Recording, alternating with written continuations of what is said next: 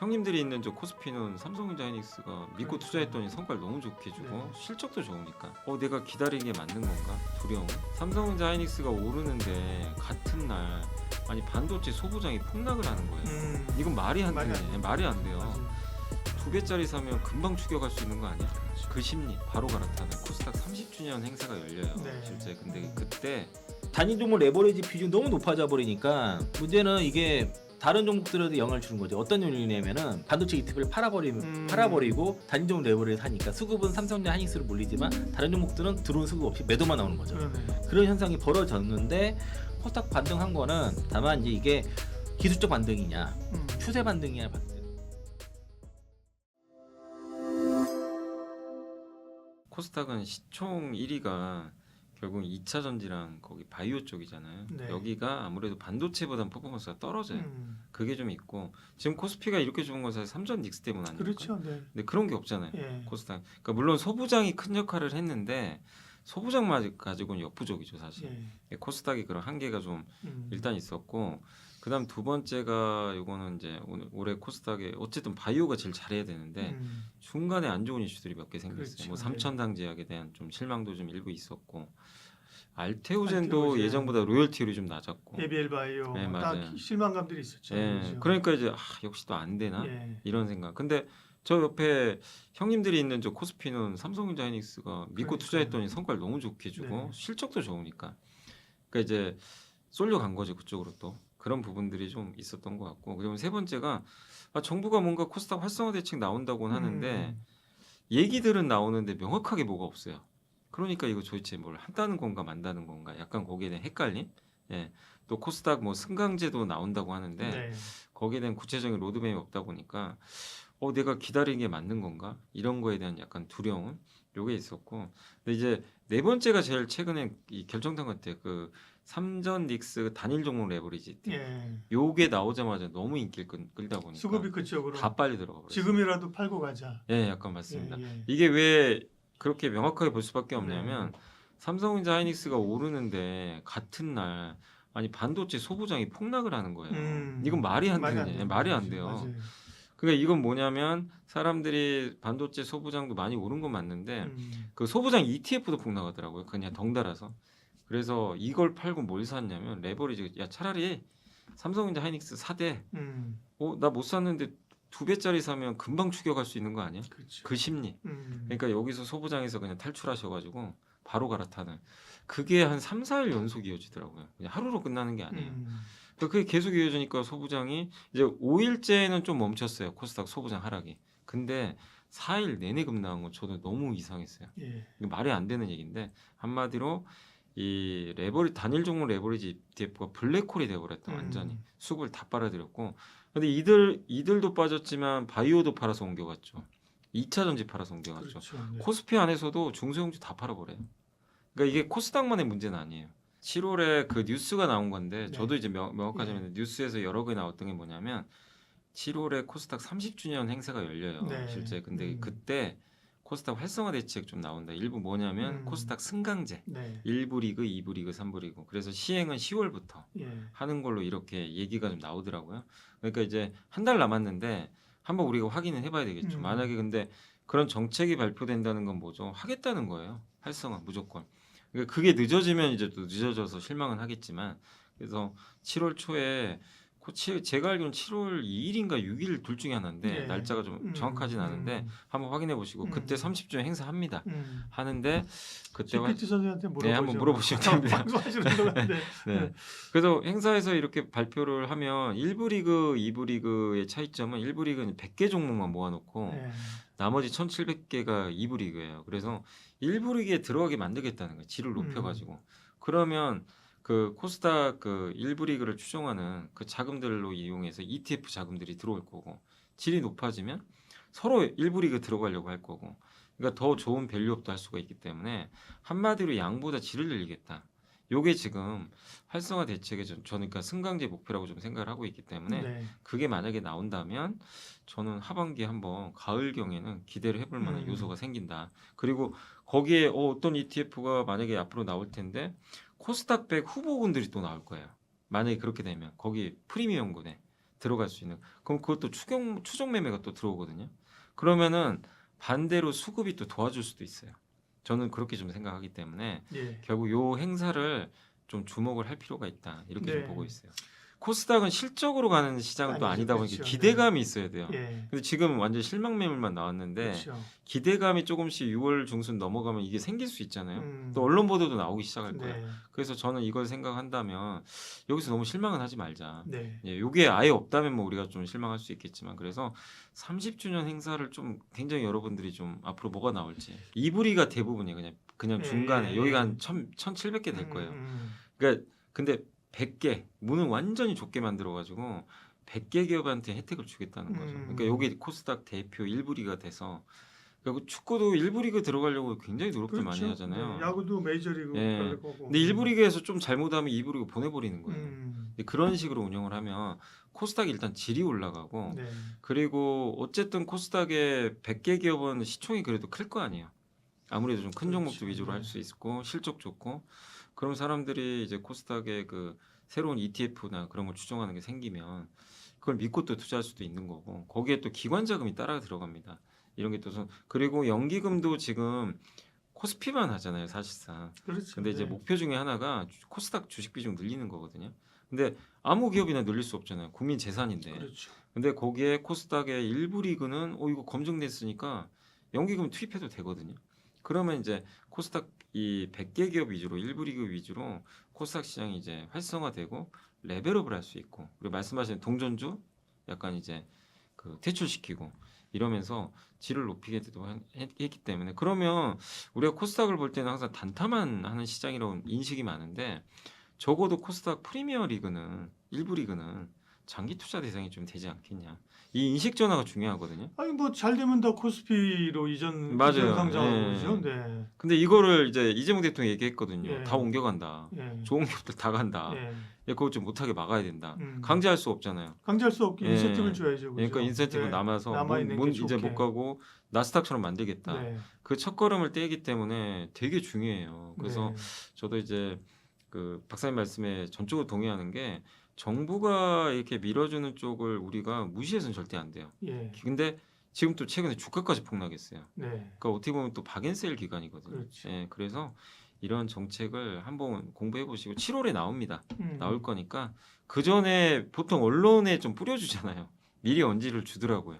그거 보고 한번 확인하시고 그게 신뢰가 간다면 코스닥을 실망할 필요 없다. 네. 이제 한 2, 3주 남았는데 그때까지는 한번 그런 것들을 한번 좀 차분히 한번 고민해 보시면 좋을 것 같아요. 반도체 소부장이 안 빠졌으면 예. 1순위 무조건 바이오예요.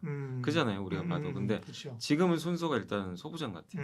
왜냐면 소부장도 무너져 버렸어요. 음. 덩달아. 근데 소부장이 좋은 게 반도체 주도 업종에 속해 있죠. 그렇죠. 그리고 숫자가 좋아요, 예, 다들. 예. 근데 주가가 폭락했어요. 음. 그러면 여기가 1순위가 될 수밖에 음. 없어요. 그래서 일단 지금은 삼성전자 하이닉스의 공급을 잘하는 반도체 소부장 실제 실적까지 잘 나온 거를 1순위로 보시고 당연히 2순위는 바이오입니다. 네. 제약 바이오가 안 되는데 코스닥 활성화가 될 리는 없어요. 다만 그 안에서 너무 그동안 많이 올랐던 그런 기업들보다는 그러니까 그 지난 한 1, 2년간 또 코스닥의 바이오 기업 중에도 차별화가 되게 심했잖아요. 그래서 이미 너무 성과가 났던 기업보다는 좀 새로운 성과 날 수. 저는 개인적으로 코스닥에서 요새 좀 바이오 쪽에서 주목하는 게 RNA 치료제. 그러니까 RNA가 어떻게 보면 DNA도 있지만 DNA를 이제 복제해 가지고 그걸 가지고 이제 우리가 RNA를 이용해서 단백질을 만들거든요. 근데 그 단백질이 잘못되면 그거 치료해야 되잖아요. 그러니까 그런 것들을 이제 치료하는 치료제가 바로 RNA 치료제인데 거기 시장이 되게 커지는 것 같아요. mRNA 얘기하고 뭐 그런 거군요. 네, 뭐 siRNA 이런 것들인데 그게 옛날에는 희귀 질병만 치료했어요. 근데 지금은 막 그 만성 질환 여기까지 지금 하고 콜레스테롤 같은 거 낮춰주고 네. 그러니까 시장 커집니다. 거기 관련된 시장이 그러니까 기왕이면 시장 커져야 되거든요. 그렇죠. 뭐 비만 치료제도 마찬가지고. 그러니까 저는 비만 치료제 사실 다 비슷해요. 비만 치료제나 이런 쪽도 다 연결이 돼 있는데 그래서 저는 비만 그리고 RNA 치료제 이쪽에 좀 관련된 코스닥 바이오 기업들도 좀 최근에 다 빠졌으니까. 그리고 최근에 안타까운 게 뭐냐면 얼마 전에 한미약품도 올릭스도 D&D 파마트도 다 성과가 다 좋아요. 공실 그냥- 내는 거 봤거든요. 옛날 같으면 막 다급등해야 되는데 상한가 20%갈 건데 반응을 안 해, 그죠? 그리고 워낙 오히려 죽어 있으니까. 오히려 급락해 버려요. 그러니까. 그러니까 좀 황당하더라고요. 예. 그러니까 호재가 반응을 안 해요. 예. 근데 저는 결국 호재는 반응한다고 생각하거든요. 시간이 지나도. 그래서 바이오. 그리고 마지막은 역시 2차 전지. 2차 전지가 안 가고선 또 안 됩니다. 이 3인방이에요, 결국에. 예. 근데 2차 전지에서 특히 ESS 시장 지금 커지니까 그런 쪽과 관련해서 이 세 가지 업종이 결국 대표입니다. 코스닥에서. 로봇은 주목을 안 하는 게 아니라 이미 로봇은 뭐 코스닥에서는 별개예요. 이 안 좋은 장에도 코스닥 로봇 쪽도 가죠. 왜? 젠스당 때문에. 예. 그러니까 여긴 좀 별개로 하고 음. 일단 저는 이 세 가지 업종을 주목하자 이렇게 말씀드리고 싶습니다. 사실 미국이 먼저 그랬는데 네. 이제 한국과 미국 다 지금 그 파생 상품이 그 현물 주식을 흔드는 그런 국면에 지금 진입을 했을 거고 네. 미국 같은 경우는 먼저 들어갔었어요. 특히 이제 그 제로 DT 옵션 같은 경우가 네. 이게 가장 먼저 시작됐고 미국도 단일 종목 레버리지가 많이 하고 있거든요. 그렇죠. 2배, 3배짜리도 하고 있으니까 이런 것들이 이제 마가 마가란드 그 저기 그 빅테크 기업들 특히 네네. 이제 뭐라 그러냐 그 MAG7이라고 하던데 네. 그 뭐였죠? M7 하다가 M7, 예, M7이에요. 예, M7, 예, M7 같은 경우가 예. 이제 매그니피센트 세븐. 매그니피센트 세븐 갑자기 생각이 안 났어요. 그러니까 그리고 대형주의 해지 수요가 집중적으로 몰리다 보니까 그 딜러들이 그 감마 그 스케줄가 그 통해서 감마 수요 때문에 감마 해지 때문에 지금 변동성이 커지는 그런 형태가 볼 수 있겠고 이게 우리나라 이제 5월 27일에 그 삼성전자나 SK하이닉스 단일 종목 레버리지 ETF 16종이 16종이 상장이 되면서 네. 비슷한 구조가 지금 만들어지고 있는 거고요. 그러니까 원리 자체가 LP라든가 딜러가 현물이 아니라 선물이랑 옵션을 해지를 한단 말이죠. 그렇죠. 그 때문에 그런 해지 매매가 기초자산의 수급을 역으로 좌우하는 양방향으로 좌우하는 그런 흐름이 나타나고 있고 그리고 이제 뭐 좋을 때는 현물을 끌어올리고 안 좋을 때는 엇갈리면 이제 그 호가 공백도 생기고 괴리도 생기고 뭐 그렇게 봐야 되겠죠. 네. 이제 보통 이게 요거를 이제 구조를 잘 보면은 뭐냐면 그러니까 일단 수요가 많아지잖아요. 그렇죠. 개인 그이라 트레이더가 소수 대형 종목의 레버리라든가 단기 ETF라든가 제로 그 옵션을 그러니까 제로 DT 그 단기 옵션이죠. 초단기 옵션을 집중 매수를 하게 되면은 당연히 그러면 LP라든가 딜러 해지 수요가 발생하잖아요. 그럼 기초 자산을 산을 게 아니라 선물이랑 옵션을 해지합니다. 그러면 여기 이제 예. 선물은 이제 델타 해지가 되고 옵션은 감마 해지가 되는 거죠. 그러면 현물을 직접 매매하는 게 아니란 말이에요. 그런데 이게 방향이 그러니까 해지 매매는 어쨌든 기초 자산이나 선물 가격 역으로 지금 그 압박을 받게 되면서 변동성이 나타나는데 이게 그 구조가 뭐냐면은 그 예를 들면 이제 그 제로 DT 그 당일 옵션 당일 만기 옵션이란 말이거든요. 그러면은 요게 그 옵션 거래량이 그 SPX의 그 거래량의 한 5, 6%를 차지하거든요. 요즘은요. 굉장히 큰데 대부분 기관들이 거의 다 사용 이거를 하는데 아까 선물이랑 옵션을 해지한다 그랬잖아요. 그러면은 이게 음의 감마가 있고 양의 감마가 있는데 이 그 주가가 이게 감마라는 게 뭐냐면은 주가가 조금만 움직여도 딜러가 해지할 양이 늘어나는 정도거든요. 그러니까 주가가 많이 움직이면 감마 해지를 많이 해야 되는 거예요. 그래서 음의 감마는 보면은 시장과 같은 방향으로 해지를 해야 돼요. 또 양의 감마라는 건 딜러가 반대 방향으로 해지를 하다 보니까 그러면은 시장과 같은 방향으로 감마 해지를 하게 되면은 매수가 폭발적으로 늘어나겠죠. 급등을 하게 됩니다. 그런데 반대로 양의 감마 해지를 하게 되면은 이게 호가가 막 특정 가격이 막 막히는 경우들이 있어요. 그러니까 오히려 그 변동성을 억제하는 그런 역할을 하는데 대부분 그 매그니피스트 세븐이라든가 뭐 브로드컴 뭐 이런 기업들이 주로 이제 이게 단일 종목 당일 만기 옵션에 좀 포함이 되는데 이런 종목들이 그래서 변동성이 큰 거고 그리고 그 단일 종목 레버리지도 지금 미국에도 많이 있습니다. 그게 우리나라까지 들어온 거고 최근에 이제 SK하이닉스 경우에는 뭐 홍콩에서도 2배 레버리지가 수요가 있었죠. 네. 그거 양도세를 물음에도 불구하고 수요가 많았고 그게 현재 국내로 들어오는 형태라서 이게 변동성을 너무 키우니까 기회가 될 수도 있고 자칫 뭐 이거를 주식처럼 생각하다가는 괜히 그 음의 복리 효과로 계좌가 녹을 수도 있으니까 상당히 주의를 요한다라고 기초자산보다 장기 수익은 무조건 떨어집니다. 그래서 이제 이걸 장기 투자로 보시면 안 되겠고요. 그렇죠. 네. 그러니까 이제 내가 약간 뭐 폼모신 분들 이걸 뭐 자기 장기로 보면은 많이 먹어서 이게 안 되고 단기로 대응하셔요. 단기로. 그리고 또 이게 단위 종목 레버리지 비중이 너무 높아져 버리니까 문제는 이게 그 지금 신용 잔고랑 계산하면서 예탁금 대비해서 신용량가 얼마 있는 이걸 계산해야 되는데 지금 이것까지 계산을 같이 해줘야 돼요. 그래서 신용 공여만 가지고는 안 되는 거고 그리고 이 단위 종목 레버리지가 급등하면서 선물로 해지하다 보니까 지금 삼성전자, SK하이닉스 지금 선물 미약정 금액이 지금 40조에 달아요. 전체 선물 미약정 금액이 한 60 정도 될 텐데 이 단일 종목 레버리지로 인한 그런 그 단일 종목에 대한 선물 미약정 이게 40 정도 된다니까 이게 너무 좀 약간 내관이 될 수도 있는 거죠. 우리 하락할 때는 상승할 때는 상관없겠지만 그리고 또 이게 너무 거래소 이쪽에 쏠리다 보니까 오늘은 다행히 그 소비자 종목들 오르기는 했지만 그런 종목 다른 종목들에도 영향을 주는 거죠. 어떤 요인이냐면은 그 삼성전 하니까 싸잖아요.